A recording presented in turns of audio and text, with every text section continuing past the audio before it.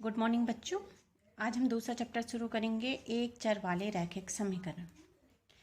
तो एक चर वाले रैखिक समीकरण को हम किस प्रकार से समझेंगे, इसमें मैंने कुछ पॉइंट लिखे हैं, पहले हम इनको समझते हैं। सबसे पहले होता है रैखिक व्यंजक। रैखिक व्यंजक के मैंने कुछ उदाहरण लिखे हैं, जैसे 2x प्लस 1 3y माइनस 7। ये होते हैं रैखिक व्यंजक। ठीक है, क्योंकि ये जो व्यंजक हैं इनमें इसमें एक पद है, इसमें दो पद हैं और इसमें भी दो पद हैं। और रैखिक का मतलब है कि यहाँ पे जो चर है उसकी जो घात है वो सिर्फ एक है। ठीक है, इसके बाद रैखिक समीकरण के मैंने कुछ उदाहरण लिखे हैं। 5x is equal to 25, 5x बराबर 25, 2x ऋण 3 बराबर 9। तो देखिए ये व्यंजक है और ये समीकरण है। जब हम इन दोनों को ध्यान से देखेंगे तो हमें इनमें कुछ अंतर पता चलेगा। जैसे समीकरण में सदैव समता का चिन्ह प्रयोग किया जाता है, जिसे हम बराबर कहते हैं। बिना बराबर के समीकरण नहीं होती है, समीकरण में बराबर का चिन्ह जरूरी होता है। ऐसी समीकरण जिनमें चर की अधिकतम घात एक होती है रैखिक समीकरण कहलाती है। मैंने आपको रैखिक व्यंजक अभी जब मैं आपको समझा रही थी मैंने आपको बताया भी था कि ये रैखिक व्यंजक के उदाहरण हैं। और क्यों रैखिक हैं? क्योंकि यहाँ पे जो चर है उसकी घात एक है। चर और अचर में आपको कंफ्यूज नहीं होना है। चर होते हैं अल्फ़ाबेट और अचर होते हैं नंबर। जो संख्याएं होती हैं वो अचर होती हैं और जो x, y, z, a, b, c हम यूज करते हैं वो चर होते हैं। ठीक है, और जिन समीकरणों में केवल एक चर वाले व्यंजक का ही प्रयोग करेंगे या करते हैं ऐसे समीकरण एक चर वाले रैखिक समीकरण कहलाते हैं। जैसे यहाँ पे हमारे समीकरण है वो है 5x बराबर 25, सिर्फ x है, y नहीं है x के साथ, तो एक चर वाले हैं। आपका जो चैप्टर है वो एक चर वाले रैखिक समीकरण है, इसलिए हम यहाँ पे जो भी समीकरण यूज करेंगे उनमें सिर्फ एक ही चर होगा। या तो x होगा पूरी समीकरण में, या तो y होगा, z होगा, जो भी होगा एक चर होगा, दो चर नहीं होंगे यहाँ पे।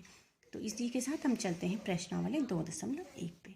प्रश्नावली 2.1 का पहला प्रश्न है, निम्न समीकरणों को हल कीजिए। जैसे पहला है x ऋण 2 बराबर 7। हम ध्यान से देखेंगे, x ऋण 2 बराबर 7 बराबर का चिन्ह है। अब देखिए आपने पिछली कक्षा में पढ़ा है, जब हम पक्षांतर करते हैं, अब हमने समीकरण को हल करना है। हल करने का मतलब है x का मान ज्ञात करना है। तो हम कोशिश करते हैं कि जिसको हम ज्ञात करते हैं उसको हम बाईं तरफ ही रखें, बराबर के बाईं तरफ, लेफ्ट हैंड साइड। तो x बराबर ये अचर है 7 और ये 2 भी क्या है, अचर है। तो जब ये ऋण 2 दाईं तरफ जाता है तो इसका चिन्ह बदल जाता है, तो ये हो जाता है धन 2। तो x बराबर हो जाता है 7 धन 2, तो x बराबर हो जाएगा 9।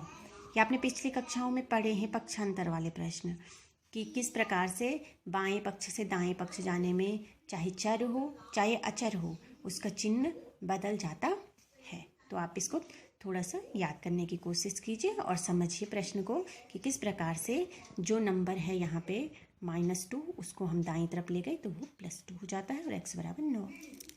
ऐसे ही मैंने तीसरा प्रश्न लिया है इसका, 6 बराबर z धन 2। 6 बराबर z धन 2। तो देखिए 6 यहाँ पे क्या है, अचर है, z चर है, 2 अचर है। तो चर वालों को एक साथ रखते हैं, अचर को एक साथ रखते हैं। चर हमारे पास एक ही है तो वो अकेला रहेगा, अचर को साथ रखने की कोशिश करते हैं। तो 6 और ये धन 2 बाएं तरफ आएगा तो ऋण 2 हो जाएगा, बराबर z। तो ये 6 में से 2 घटाएंगे क्योंकि ये धन का है ये ऋण का है, धन ऋण वाली संख्याएं आपस में जुड़ती या घटती हैं। तो ये हो जाएगा 4 बराबर z। तो 4 बराबर z, इसका मतलब है z बराबर 4। यहाँ पे चिन्ह नहीं बदलेंगे क्योंकि यहाँ पे दोनों को चेंज कर रहे हैं। यहाँ पे कंफ्यूज नहीं होना है कि यहाँ पे -z और -4 क्यों नहीं हुआ। अगर करेंगे भी तो वो इक्वल होता है, माइनस माइनस फिर कैंसिल हो जाएगा। तो यहाँ पे जब दोनों को हम पक्षांतर कर रहे हैं तो दोनों को पक्षांतर करें यानी कि दो एक एक पद हैं दोनों तरफ, दोनों को पक्षांतर हो रहा है, चिन्ह नहीं बदलेगा। इसी में नेक्स्ट प्रश्न की तरफ चलते हैं। देखिए नेक्स्ट है हमारा चौथा प्रश्न, 3/7 धन x बराबर 17/7। तो चर को हमने यहाँ रखा, अचर को 7 रखा, तो x बराबर 17/7, ये धन का है, यहाँ जाएगा तो ऋण 3/7। अब ये हो गया भिन्नों का घटाना। ध्यान से देखेंगे तो भिन्नों का घटाना है, इसमें हर 7 है तो हमें एलसीएम लेने की ज़रूरत नहीं है। तो x बराबर हो जाएगा 7, एलसीएम आ जाएगा 17 ऋण 3। तो x बराबर 17 में से 3 घटाएंगे तो 14/7, और 14 में 7 का भाग देंगे तो 2 आता है, तो x बराबर 2। ऐसे ही 5वां प्रश्न है 6x बराबर 12। अब थोड़े यहाँ पे अलग हो गया, इसे समझिए बच्चों। अभी तक हम चर के साथ कोई संख्या जोड़ रहे थे या घटा रहे थे, यहाँ पे चर के साथ कोई संख्या गुणा हो रही है। 6x बराबर 12, तो जब ये इसके साथ गुणा हो रहा है, तो जब मैं इसको दाएं पक्ष में ले जाऊंगी, 6 को, इस अचर को अचर के साथ रखने की कोशिश करेंगे तो वहाँ इसका भाग होगा। तो x बराबर 12/6, तो x बराबर हो जाएगा 12 में 6 का भाग देंगे तो 2। ये ध्यान दीजिए, यहाँ पे 6x के साथ गुणा हो रहा है तो दाएं पक्ष जाके भाग करेगा।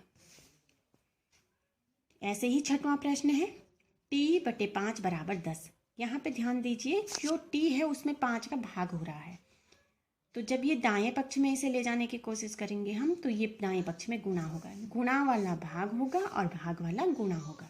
तो t बराबर 10 गुणा गया 5, तो t बराबर हो जाएगा 50।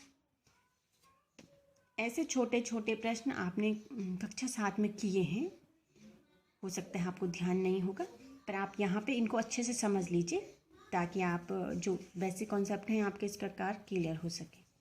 और इसी में होमवर्क आपके पास जो दूसरा प्रश्न है ये आप होमवर्क करेंगे, y/3 बराबर 10, और इसको हल करेंगे तो y का मान निकाल के मुझे बताएंगे। तो आज की क्लास के लिए इतना ही, कल हम इसके आगे के क्वेश्चन करेंगे। ओके।